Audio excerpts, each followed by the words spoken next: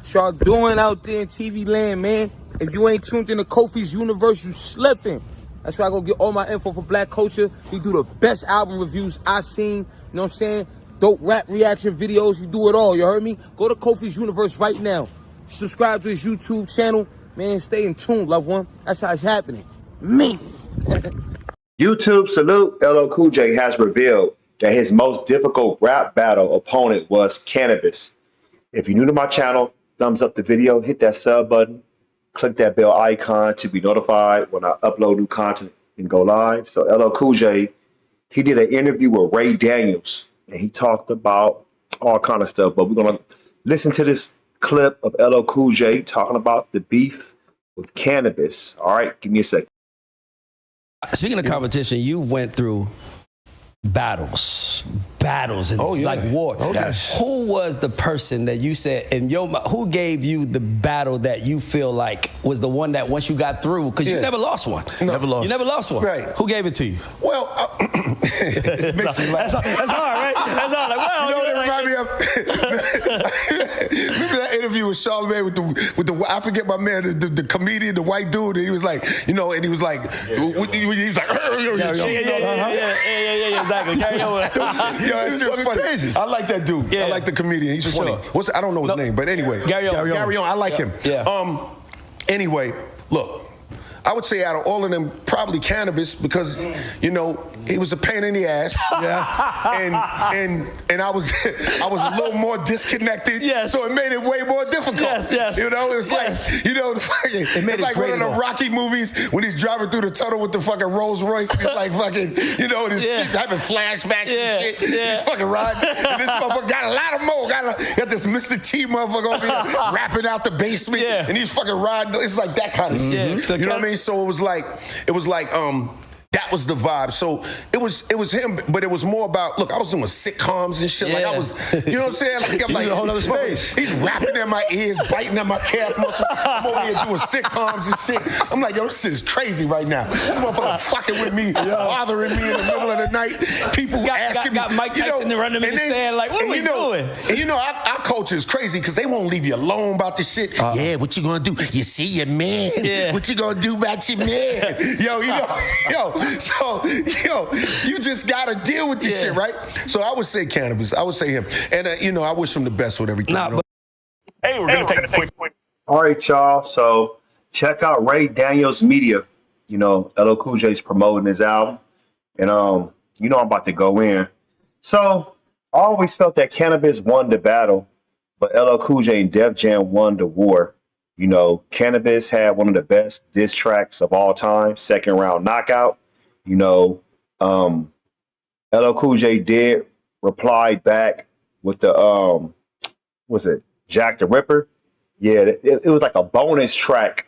Well, of course, it was a diss track, but I remember that bonus track being, when DMX dropped As Dark as Hell is Hot, they gave a like a promotional CD to promote Cormega, Def Squad, because they was coming out, and they put that LL Cool J diss track on there as far as like dissing Canibus. But to me, LL Cool J had a one-up on Canibus. Number one, he was already, you know, a veteran. Two, politics. You know, the politics actually blackball Canibus, and a lot of people know that. I love LL Cool J, don't get me wrong, dope lyricist and all that. But, bro, you lost that battle. You lost. You know, and everybody know that. And I don't want to hear about, because you was in the house, you was making movies. Yeah, you was doing your thing. LL Cool J rewrote his verse behind Canibus' back, you know, and that was tailor-made, you know, for what Canibus said. And LL Cool J knew that he had an advantage over Canibus. So at the end of the day, there's other people think that Kumo D smoked LL Cool J. For real. There's a lot of stuff out there. You know, people was like, damn, man. Like, LL can hold his own. I'm not going to take nothing away from him. But Bus, can I bust? Problem for anybody, you know. But at the end of the day, that's when LL Cool J had more women buying his music. Because, you know, he was making, hey, lover, who do you love? Oh, you for sure. I'm not knocking it, but, you know, that was his lane at that time.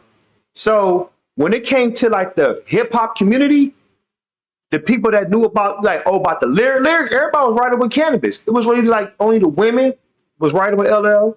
And, you know, Def Jam had his back. But if I did a poll right now, and I told everybody to go vote, I bet you people will say Canibus won.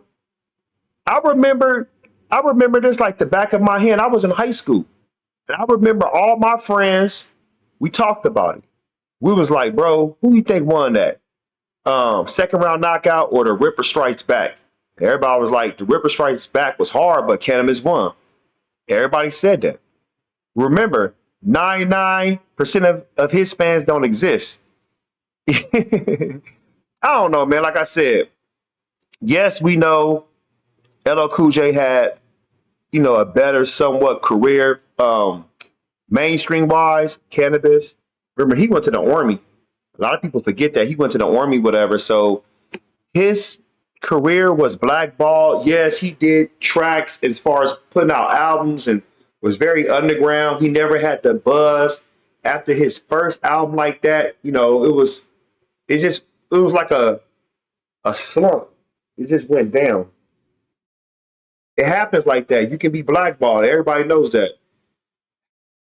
Canibus is like a what if he was never blackballed. To me, he's one of the best lyricists of all time. He's one of the best lyricists of all time. You heard what I said, right?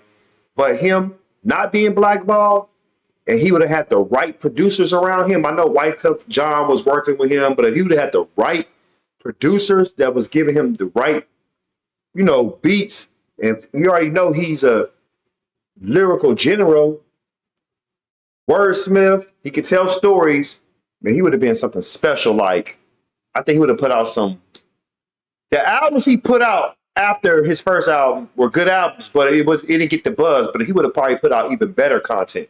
Post your comments below. Hulk smash Black Panther the like button. Subscribe to my channel. Click the bell icon to be notified when I upload new content and go live. You want to support, donate to the channel? I have Patreon, patreon.com/KofiUniverse. Venmo, CashApp, PayPal, Streamlabs. Everything's in the description. Until next time, salute.